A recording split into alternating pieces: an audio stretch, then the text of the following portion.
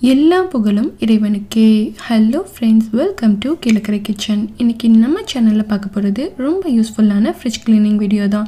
இது பெண்களுக்கு மட்டும் இல்லை, ஃப்ரிட்ஜ் வச்சுருக்கக்கூடிய கடைக்காரங்களுக்கும் ரொம்பவே யூஸ்ஃபுல்லாக இருக்கும். வீடியோக்குள்ளே போகிறதுக்கு முன்னாடி இப்போ தான் நம்ம சேனலை ஃபர்ஸ்ட் டைம் பார்க்குறீங்கன்னா மறக்காமல் சப்ஸ்கிரைப் பண்ணிவிட்டு கூடவே பக்கத்தில் இருக்க பெல் ஐக்கானையும் கிளிக் பண்ணிக்கோங்க.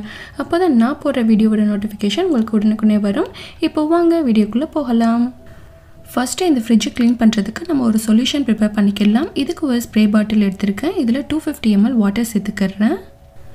வாட்டர் சேர்த்ததுக்கப்புறம் இதில் 2 டேபிள் ஸ்பூன் டிஷ்வாஷ் ஜெல் சேர்த்துக்கிறேன். நான் இங்கே எடுத்துருக்கிறது விம் ஜெல். உங்கள்கிட்ட என்ன ஜெல் இருக்கோ அதை யூஸ் பண்ணிக்கோங்க. அப்புறமா இது கூட ஒரு 125 mlக்கு சிந்தட்டிக் வினிகர் அதையும் சேர்த்துக்கிறேன். நம்ம இந்த மாதிரி டிஷ்வாஷ் ஜெல் அப்புறம் வினிகர்லாம் சேர்த்து ஒரு சொல்யூஷனை ப்ரிப்பேர் பண்ணி ஸ்ப்ரே பண்ணும்போது இது ரொம்ப ஸ்டிக்னஸ் இருக்காது. அப்புறம் ஃப்ரிட்ஜில் இருக்கக்கூடிய பேட் ஸ்மெல்லும் போயிடும், நல்ல க்ளீனாகவும் ஆயிரும். இதுதான் என்னோடய ஃப்ரிட்ஜு. இதை க்ளீன் பண்ணி 3 monthsக்கு மேலே ஆக போகுது. சில காரணங்களுக்காக க்ளீன் பண்ண முடியாமலே போயிடுச்சு. அண்ட் இன்றைக்கி ஷட் டவுன், எப்படியாவது இன்றைக்கி க்ளீன் பண்ணிடணும் அப்படின்னு சொல்லிட்டு வேலையில் இறங்கியாச்சு. ஃபஸ்ட்டு இதுக்குள்ளே இருக்கக்கூடிய ட்ரே எல்லாத்தையுமே நம்ம கழட்டி எடுத்துடலாம். ஃபர்ஸ்ட் அதுக்கு முன்னாடி பவர் கார்டை ரிமூவ் பண்ணிடுங்க. நம்ம எந்த எலக்ட்ரானிக் அப்ளையன்சஸ் க்ளீன் பண்ணுறதா இருந்தாலும் அதுக்கு முன்னாடி நம்ம அதை ரிமூவ் பண்ணிடணும். அப்போ தான் சாக்கடிக்காமல் இருக்கும். அப்புறம் என்னோடது 3 door ஃப்ரிட்ஜு, வேர்பூல் கம்பெனியோடது. இப்போது கீழே இருக்கக்கூடிய வெஜிடபிள் ட்ரேயையும் நான் கழட்டி எடுத்துடுறேன். நமக்கு பார்க்கும்போது அழுக்கு இல்லாத மாதிரி இருக்கும், பட் எல்லா ட்ரேயுமே ரிமூவ் பண்ணதுக்கப்புறம் தான் இவ்வளோ அழுக்கு இருக்குதுன்னு சொல்லிட்டு நமக்கு தெரியும்.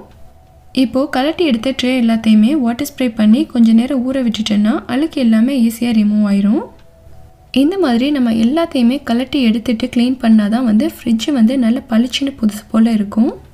இது நல்லா ஊறட்டும். அடுத்ததாக நம்ம ப்ரிப்பேர் பண்ணி வச்சுருக்கிற சொல்யூஷனை யூஸ் பண்ணி ஃப்ரிட்ஜை நல்லா ஸ்ப்ரே பண்ணி விட்டுக்கலாம்.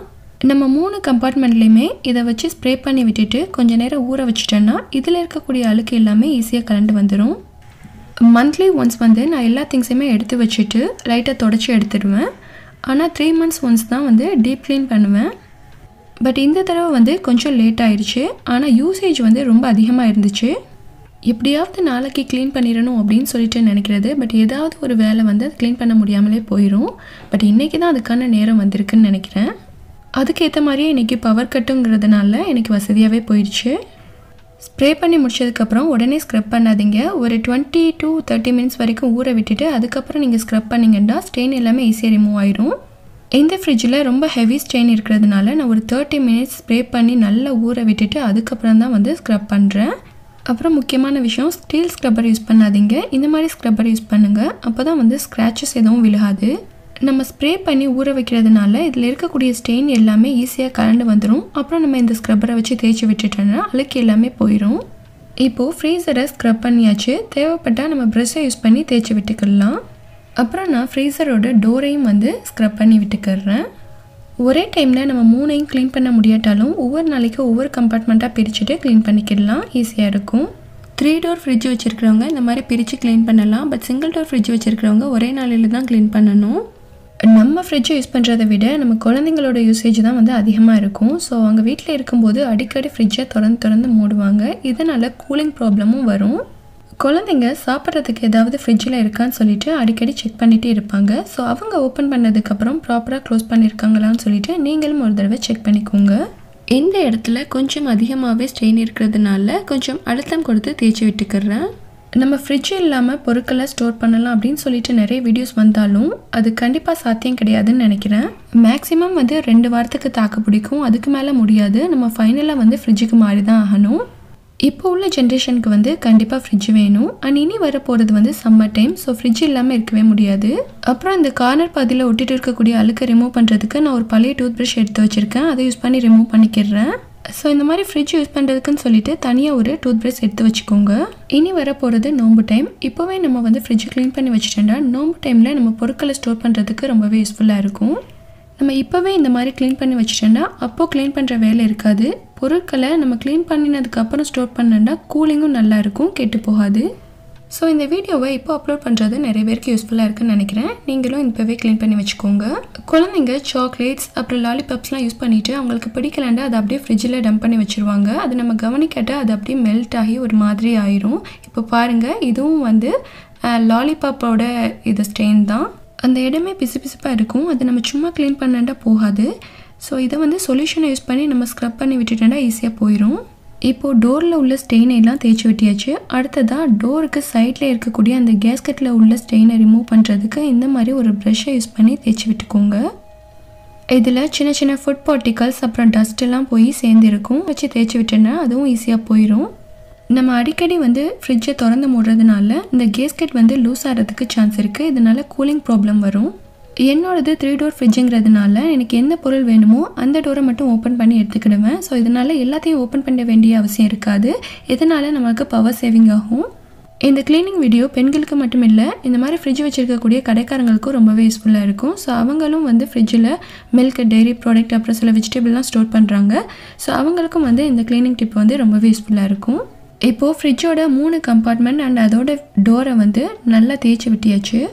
அடுத்ததாக ஒரு காட்டன் டவலை எடுத்து அது தண்ணியில் நல்லா முக்கி எடுத்து அதை பிழிஞ்சு விட்டுட்டு இதை தொடச்சி விட்டுக்கிறேன். இதை நம்ம உடனே தொடச்சி விட்டுட்டோன்னா அழுக்கு எல்லாமே ஈஸியாக போயிடும். இல்லைன்னா வந்து அழுக்கு திரும்பவும் வந்து ஃப்ரிட்ஜ்லேயே படிய ஆரம்பிச்சிடும். ஸோ அதனால் துடைக்கிறதுக்கு ரொம்ப டைம் எடுக்கும். அதனால் உடனே இதை தொடச்சிடுங்க. இதை க்ளீன் பண்ணும்போது 2-3 டவல் எடுத்து வச்சுக்கோங்க. ஃபஸ்ட்டு இதை தொடச்சி விட்டுட்டு அதுக்கப்புறம் இதை ட்ரை ஆக்கிறதுக்கு இன்னொரு சுத்தமான டவலை யூஸ் பண்ணி ட்ரை பண்ணிக்கிடலாம்.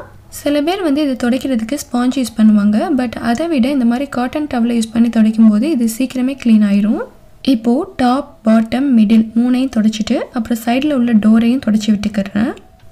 அப்புறம் நம்ம ஃப்ரிட்ஜை ப்ராப்பராக மெயின்டைன் பண்ணணும். அதில் ஸ்மெல் எதுவும் வராமல் இருக்கணும்டா நம்ம எதுவுமே வந்து கொட்டாமல் பார்த்துக்கிடணும். சப்போஸ் அதில் ஏதாவது கொட்டிடுச்சுன்னா அப்படியே விட்டுறாதீங்க, உடனே க்ளீன் பண்ணிடுங்க. ஏன்னா அது ட்ரை ஆயிரும், ஸ்மெல் வர ஆரம்பிச்சிடும். நம்ம ஃப்ரிட்ஜை ஓப்பன் பண்ணும்போதே ஒரு மைல்டான வாசனை வந்துச்சுன்னா ரொம்ப நல்லாயிருக்கும். ஸோ அதுக்கு லெமனை பாதியாக கட் பண்ணிவிட்டு அதை ஃப்ரிட்ஜோட ஓரங்களில் அங்கங்கே வச்சுருங்க. ஸோ இந்த மாதிரி பண்ணும்போது நல்ல ஒரு வாசனை கிடைக்கும். இந்த மாதிரி சின்ன சின்ன ஹோல்ஸில் நிறைய ஸ்டெயின் இருக்கிற மாதிரி இருந்துச்சுன்னா ஒரு குச்சியில் இந்த கிளாத்தை சுற்றிட்டு நம்ம எடுத்து விட்டுக்கலாம். அப்போனா வந்து ஸ்டெயின் ரிமூவ் ஆயிரும். இப்போது ஃப்ரிட்ஜோட மிடில் பார்ட்டை தொடச்சி எடுத்தியாச்சு. அடுத்தது ஃப்ரிட்ஜோட சைட் டோரை வந்து தொடச்சி விட்டுக்கலாம். வீடியோ கொஞ்சம் லென்த்தாக தான் இருக்கும். உங்களுக்கு ஈஸியாக புரிகிறதுக்காக வேண்டி நான் ஸ்டெப் பை ஸ்டெப்பாக சொல்லியிருக்கேன். ஃப்ரிட்ஜுக்கு பேக் சைடில் இருக்கக்கூடிய அந்த வாட்டர் டேங்கை எப்படி க்ளீன் பண்ணுன்னு சொல்லிவிட்டு வீடியோவோட எண்டில் சொல்லியிருக்கேன். ஸோ கடைசி வரைக்கும் ஸ்கிப் பண்ணாமல் பாருங்கள். ஃப்ரிட்ஜ் க்ளீன் பண்ணுறதுங்கிறது சாதாரண விஷயம் கிடையாது. கண்டிப்பாக எல்லாருக்குமே தெரியும். சாதாரணமாக க்ளீன் பண்ணுறதுக்கே 1/2 hour கிட்ட ஆகும். இதுவே டீப் க்ளீன் பண்ணுறதா இருந்தால் 1 hour கிட்ட ஆகும். அதுவும் வீடியோ எடுத்துகிட்டு டீப் க்ளீன் பண்ணுறதுன்னா அதுக்கும் மேலே ஆகும். கண்டிப்பாக எல்லாருக்குமே தெரியும். ஸோ எல்லாமே உங்களுக்கு டீட்டெயிலாக காமிக்கணுங்கிறதுக்காக தான் இந்த வீடியோ அப்லோட் பண்ணியிருக்கேன். கண்டிப்பாக சப்போர்ட் பண்ணுங்கள். இப்போது நம்ம தண்ணி ஊற்றி வச்சுருந்த அந்த ட்ரே எல்லாத்துலேயுமே நம்ம ரெடி பண்ணி வச்சுருக்க சொல்யூஷன் அப்ளை பண்ணிவிட்டு நம்ம க்ளீன் பண்ணிக்கலாம். சிங்கிள் டோர் ஃப்ரிட்ஜுண்டா கொஞ்சம் குறைவான நேரத்துலேயே நம்ம க்ளீன் பண்ணிடலாம். பட் இது வந்து 3 டோர் ஃப்ரிட்ஜுங்கிறதுனால கொஞ்சம் டைம் எடுக்கும். அப்புறமா நம்ம ஊற வச்ச மற்ற ட்ரேலையும் இந்த லிக்விடை ஸ்ப்ரே பண்ணிவிட்டு அப்புறம் நம்ம ஸ்க்ரப் பண்ணிக்கலாம். இந்த ஒரு லிக்விடை யூஸ் பண்ணி தான் நான் இந்த ட்ரேயையும் அப்புறம் ஃப்ரிட்ஜையும் வந்து க்ளீன் பண்ணியிருக்கேன். வேறு எந்த சொல்யூஷனும் நான் யூஸ் பண்ணலை. நான் ஏற்கனவே சொன்ன மாதிரி இந்த ஸ்க்ரப்பரை யூஸ் பண்ணுங்கள். ஸ்டீல் ஸ்க்ரப்பரை அவாய்ட் பண்ணுங்கள். ஏன்னா வந்து அது ஸ்க்ராச்சஸ் விழுகும். இதனால் நம்மளோட ட்ரே வந்து பழசு மாதிரி ஆயிரும். அப்புறமா இந்த ட்ரேயோட இடுக்குகள்லையும் வந்து கரை இருந்துச்சுன்னா நம்ம ப்ரஷ்ஷை யூஸ் பண்ணி அதை ரிமூவ் பண்ணி விட்டுக்கலாம். இந்த ட்ரேயெல்லாம் நம்ம மந்த்லி ஒன்ஸ் வந்து லைட்டாக தொடச்சி விட்டுட்டோன்னா இதில் ஸ்டெயின் அவ்வளோவா வராது. இப்போ நம்ம கலட்டி எடுத்த எல்லா ட்ரேயுமே தேய்ச்சி எடுத்தியாச்சு. அடுத்ததாக இதை நம்ம வாஷ் பண்ணிக்கிடலாம். நம்ம பொருட்களை பாதுகாக்கிற ஃப்ரிட்ஜை வந்து நம்ம இந்த மாதிரி க்ளீன் பண்ணி பாதுகாப்பாக வச்சுட்டோம்னா அது ரொம்ப நாளைக்கு வரும். எந்த ஒரு ப்ராப்ளமும் வராது. என்னோடய ஃப்ரிட்ஜ் வாங்கி கிட்டத்தட்ட 8 years கிட்ட ஆயிடுச்சு. ஸோ இது வரைக்கும் எந்த ஒரு ப்ராப்ளமும் வந்தது கிடையாது. இந்த தடவை தான் உங்கள்கிட்ட காமிக்கணுங்கிறதுக்காக வேண்டி கொஞ்சம் டிலே ஆயிடுச்சு. இல்லைன்னா நான் அப்பப்போ க்ளீன் பண்ணிடுவேன். க்ளீனாக இருக்கிற ஃப்ரிட்ஜை க்ளீன் பண்ணி காமிக்கிறத விட கொஞ்சம் டர்ட்டியாக இருக்கிற ஃப்ரிட்ஜை க்ளீன் பண்ணி காமிச்சா எஃபெக்டிவாக இருக்குன்னு சொல்லிட்டு தான் வீடியோ போடுறதுக்கு கொஞ்சம் டிலே ஆயிடுச்சு. இந்த மாதிரியான கிளாஸ் ட்ரேயை நல்லா கேர்ஃபுல்லாக க்ளீன் பண்ணி எடுத்துகிட்டு ஒரு ஓரமாக வச்சுருங்க. அடுத்ததாக இதை வேறொரு டவலை வச்சு தொடச்சி எடுத்துடலாம். நம்ம வாஷ் பண்ணி எடுத்த ட்ரேயெல்லாம் அப்படியே காய வைக்கிறத விட இந்த மாதிரி காய வச்சு எடுத்துகிட்டு அப்புறம் தொடச்சிட்டு நம்ம மாட்டினோம்னா அது நல்லா க்ளீனாக இருக்கும். எந்தவித திட்டும் இருக்காது. இப்போ நம்ம ட்ரே எல்லாத்தையுமே நல்லா பளிச்சுன்னு க்ளீன் பண்ணியாச்சு. இதில் எந்தவித ஸ்மெல்லும் இல்லை. இந்த ட்ரே எல்லாத்தையுமே தொடச்சி எடுத்ததுக்கப்புறம் இதை ஃப்ரிட்ஜில் இன்செர்ட் பண்ணிடலாம். நம்ம ஃப்ரிட்ஜை க்ளீன் பண்ணதுக்கப்புறம் எப்போவுமே வந்து ஃப்ரிட்ஜை கொஞ்சம் நேரம் திறந்து வைக்கணும். அப்போ தான் அதில் இருக்கக்கூடிய ஸ்மெல் எல்லாமே வந்து வெளியில் போகும். அடுத்ததாக ஃப்ரிட்ஜோட ஃப்ரண்ட் டோரை க்ளீன் பண்ணுறதுக்கு நான் கோலின் எடுத்திருக்கேன். ஸோ கோலினை யூஸ் பண்ணி நம்ம க்ளீன் பண்ணி விட்டுக்கலாம். மோஸ்ட்லி நிறைய வீடுகளில் ஃப்ரிட்ஜை வந்து கிச்சனுக்குள்ளே வச்சுருப்போம். அது நமக்கு கம்ஃபர்டபுளாக இருக்கும். நம்ம அந்த மாதிரி உள்ள ஃப்ரிட்ஜை வந்து சீக்கிரம் வந்து எண்ணெய் பிசுக்கு வர்றதுக்கு வாய்ப்பு இருக்குது. நம்ம சிம்னி, எக்ஸாஸ்ட் ஃபேன் இதெல்லாம் வச்சுருந்தால் கூட இது நடக்கும். ஸோ அதனால் அடிக்கடி இதை க்ளீன் பண்ணி விட்டுக்கோங்க. அடுத்ததான் தொடச்சி வச்சுருக்கிற ட்ரேயை வந்து இந்த ஃப்ரிட்ஜுக்குள்ளே இன்சர்ட் பண்ணிக்கலாம். அந்தந்த இடத்துல இன்சர்ட் பண்ணிக்கோங்க. ஃப்ரிட்ஜை முறையாக பராமரிக்கணுன்னா ஃப்ரிட்ஜில் நல்லா கூலிங் வருதான்னு அப்பப்போ செக் பண்ணிக்கிடணும். அப்புறமா ஃப்ரீசரில் ஐஸ் கட்டி தங்காமல் பார்த்துக்கோங்க. ஃப்ரிட்ஜோட கேஸ்கெட் வந்து நல்லா ஃபிட்டாக இருக்கான்னு செக் பண்ணிக்கோங்க.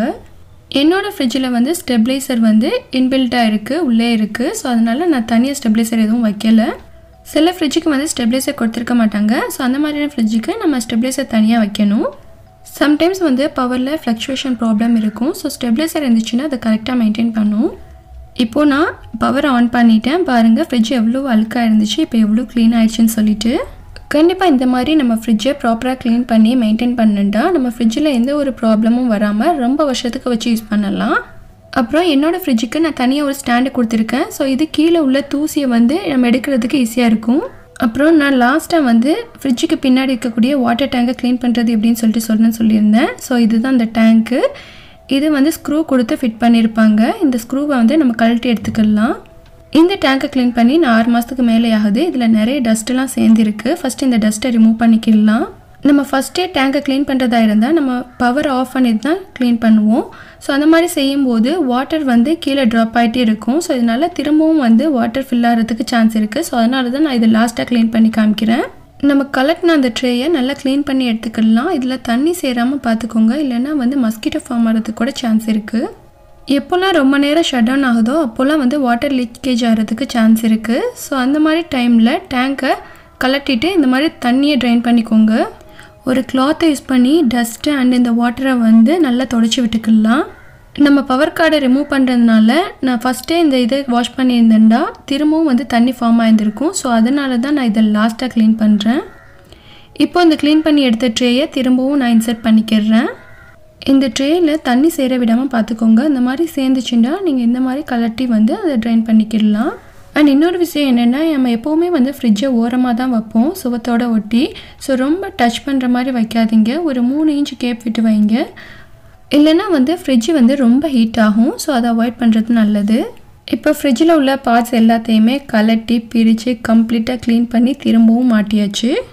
கண்டிப்பாக இந்த வீடியோ உங்கள் எல்லாருக்குமே ரொம்பவே பயனுள்ளதாக இருக்குதுன்னு நினைக்கிறேன். வீடியோ பிடிச்சிருந்தால் லைக் பண்ணிவிட்டு உங்கள் ஃப்ரெண்ட்ஸ் அண்ட் ஃபேமிலிஸ் எல்லாருக்குமே ஷேர் பண்ணுங்கள். மறக்காமல் நம்ம சேனலை சப்ஸ்கிரைப் பண்ணுங்கள். அடுத்து ஒரு இன்ட்ரெஸ்டிங்கான வீடியோவில் சந்திக்கிறேன். தேங்க்ஸ் ஃபார் வாட்சிங்.